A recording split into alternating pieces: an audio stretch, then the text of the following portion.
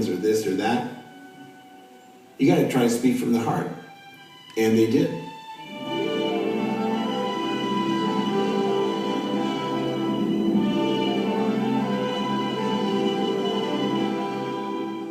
Was it propaganda? Goodness, yes. Have you seen it? Yes, it's selling the US, and it's selling, I think, a very sanitized USA.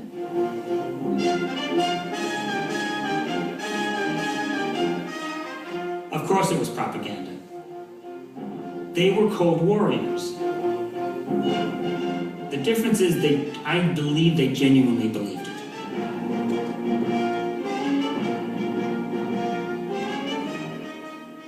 One of the interesting things was how to end this. Charles had this idea of a jet plane.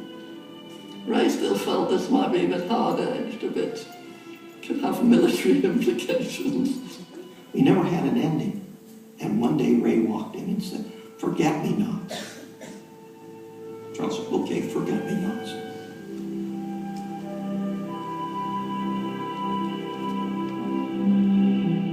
Forget-me-nots, the universal symbol of friendship, translates directly into Russian, "Nie zabudki," forget-me-not.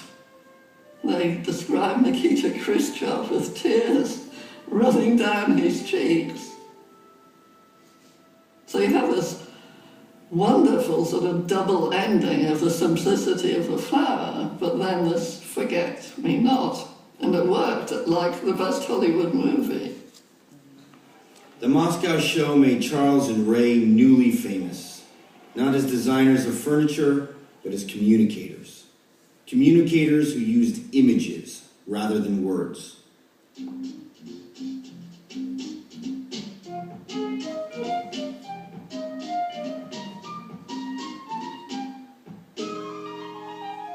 Charles was very wary of words. It's not about writing a script, it's about a sequence of images that can tell a story.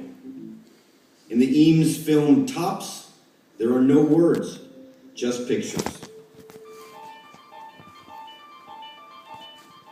In a way, the film is a kind of an essay about the nature and meaning of a top. In the beginning, it's all about winding up, getting started, putting it together, assembling the materials. And then it's about throwing them, seeing how they work, what they do, how they dance, how they spin, how they sing, whatever it is that their meaning is.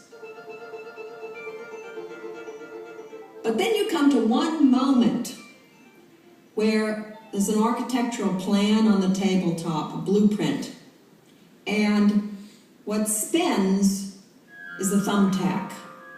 And you realize you have suddenly gotten directly into the essence of what it means to be a top. Things have meaning, things have personality, things express ideas. Many designers were and still are happy with the manipulation of objects. He was only truly deeply happy manipulating an idea. Beginning in the 1950s, the idea of the computer triggered fear in the minds of Americans. People were seeing computers and there was a worry about them. And this notion of the electronic brain feeds into fears that we're going to be taken over by machines.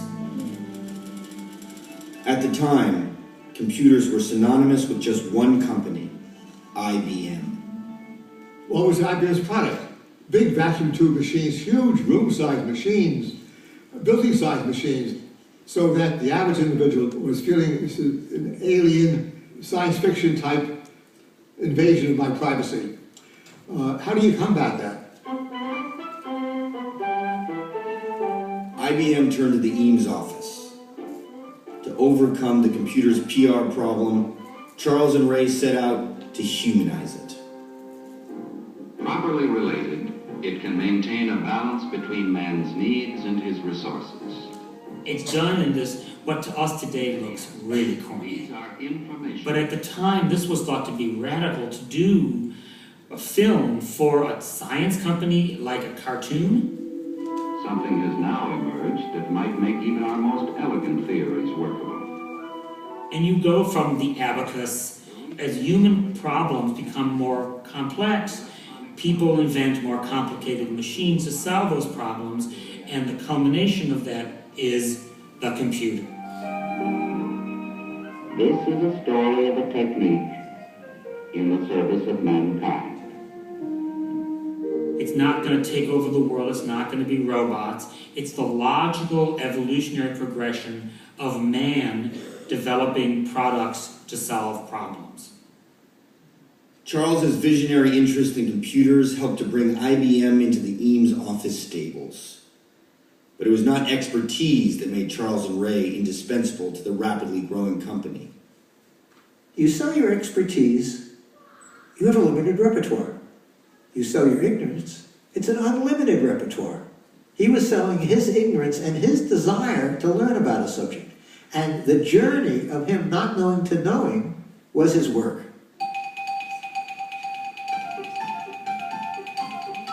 Over 2 decades, Charles and Ray would complete dozens of projects, large and small, for IBM. But perhaps the most bold was their pavilion for the 1964 New York World's Fair, a 1.2-acre experimental space celebrating the role of computers in everyday life.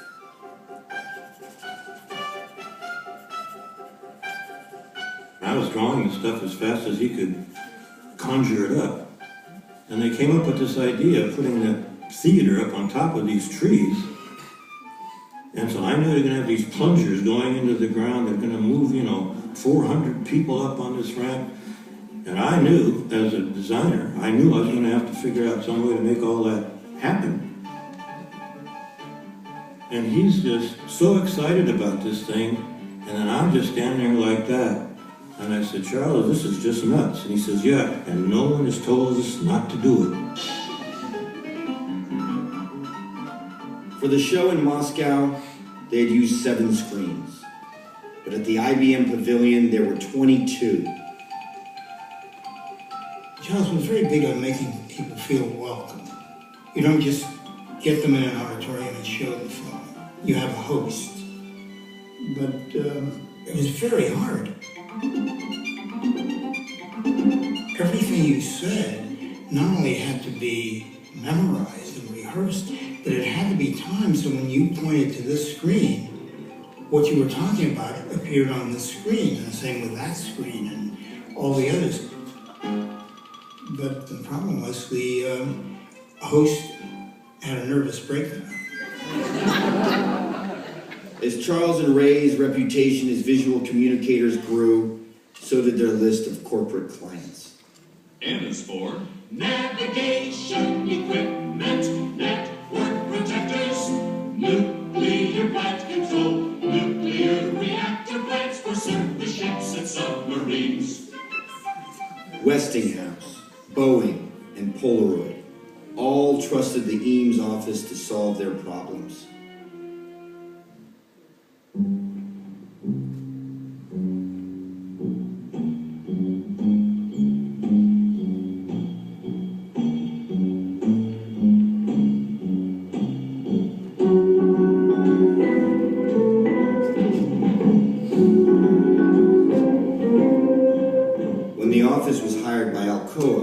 To show off the uses of aluminum, they built a solar-powered do-nothing machine, which did exactly that. That was in the golden years when the heads of corporations would speak a chair away from the designer. So that if you needed to talk to somebody, you talked to the decision maker. You didn't talk to the manager who talked to a director, who talked to a chief director, who talked to a vice president, who talked to a senior vice president, who talked to an executive vice president, who was allowed to talk to God. Almost never was there a dissenting voice. We trusted his decision-making entirely. So his freedom to do and to explain and to conceive and execute was almost unparalleled. They didn't have contracts. They had a handshake. All those huge projects were done on a handshake. We're going to give you the best product, but we can't tell you what it's going to cost. And for IBM, and for Polaroid, and for Herman Miller, it was okay. And for Charles, these gentlemen's agreements went both ways. The budget for Mathematica was $150,000. It actually ended up costing $300,000, and Charles paid for the $150,000 that it went over budget. So the whole thing about what things cost and trying to keep it within the budget and meet the clients, he didn't care about it. He cared about it, but he couldn't stop himself. Charles and Ray's career began with the utopian notion of providing low-cost, high-quality goods to the masses through industrial production. But they never viewed their work for corporate titans as selling out. They wanted to work for the Google of their time, and they did. And it allowed them incredible experimentation. And they believed they could have a bigger impact on everyday life by working for the bigger company.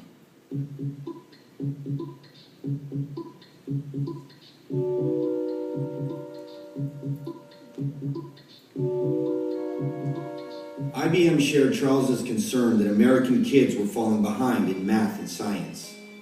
And as usual, they gave the office free rein to address the problem. Maybe, Charles felt, a film could help. We begin with a scene 1 meter wide, which we view from just 1 meter away. Now, every 10 seconds, we will look from 10 times farther away, and our field of view will be 10 times wider. Powers of 10 would become the best known of all the Eames films, viewed in countless classrooms and copied freely by filmmakers around the world. Everyone has seen Powers of 10. They may not have seen the version Charles did, but they have seen one of the countless rip-offs of that film. 10 to the 6th, a 1 with 6 zeros, 1,000,000 years. Soon the Earth will show as a solid sphere.